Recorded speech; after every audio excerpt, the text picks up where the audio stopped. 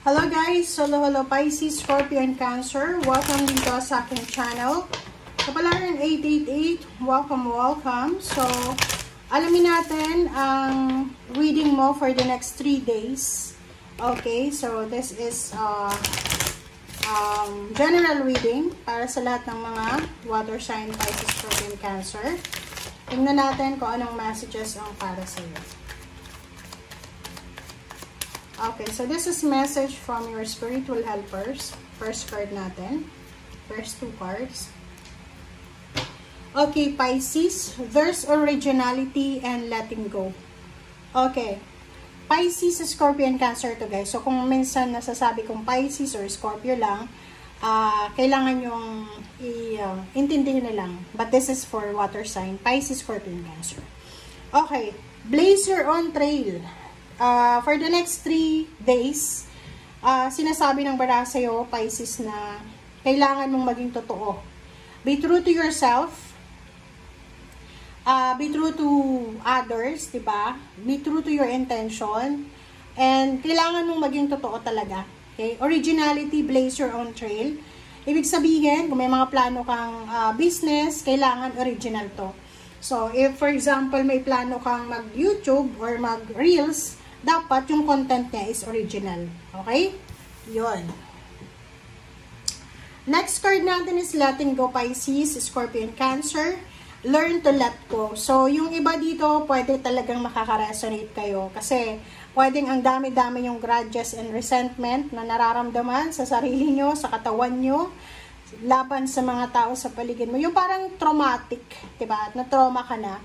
So, ayaw mo nang magtiwala.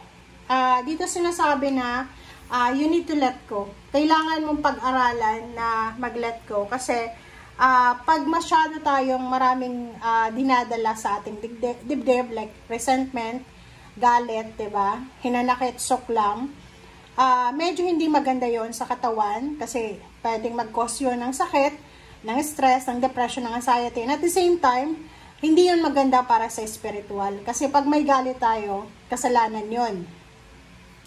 And yun, kailangan nating magpatawad sa sarili natin, sa ibang tao, kahit na hindi sila humihingi ng tawad.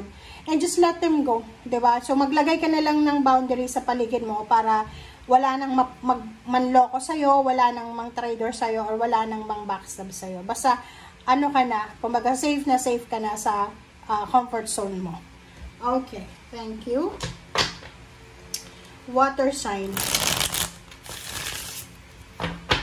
Okay. Thank you. Ang ganda ng barahan na to, guys. Tingnan nyo. Diba? Okay, water sign, Pisces, Scorpio, and Cancer.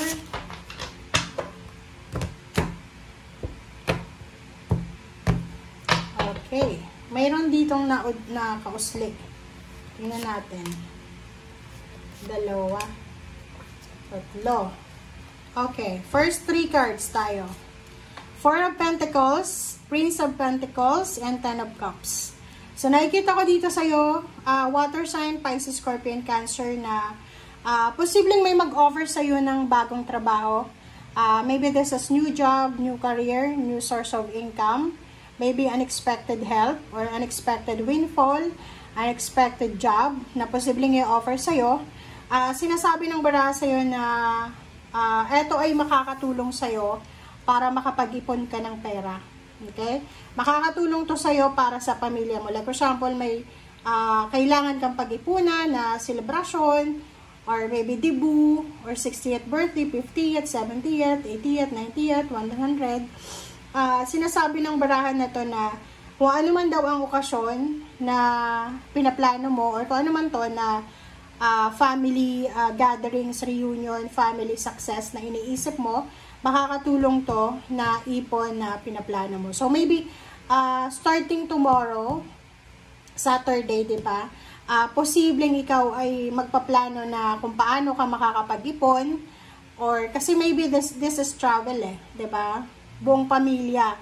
So, maybe you're going back to the Philippines, or maybe you're going back to abroad with your family, or pwedeng pauwi ka ng probinsya. So, nakikita ko na kailangan mong mag-ipon para sa mga expenses. Okay.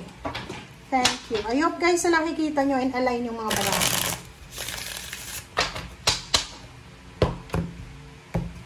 Okay, next card natin. Okay, so 2 of Cups and Ace of Pentacles. Hindi ko alam kung align ba sila. Okay lang yan, diba? Okay. Wait lang guys.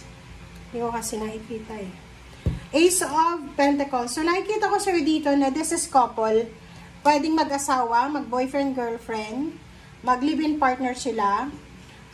Sinasabi ng barahan na ang couple na to ay meron silang pinaplano. Like for example, a new business, new source of income, new job offer, pareho silang may job offer, pareho silang may promotion or salary increase. So, nakikita ko na sa 3 days na to, next 3 days kasi siya, possible na sobrang masaya etong dalawang to. So, either mag-best friend sila, mag-nanay, magkapatid, merong pera na parating sa buhay nila. Maybe this is a gift.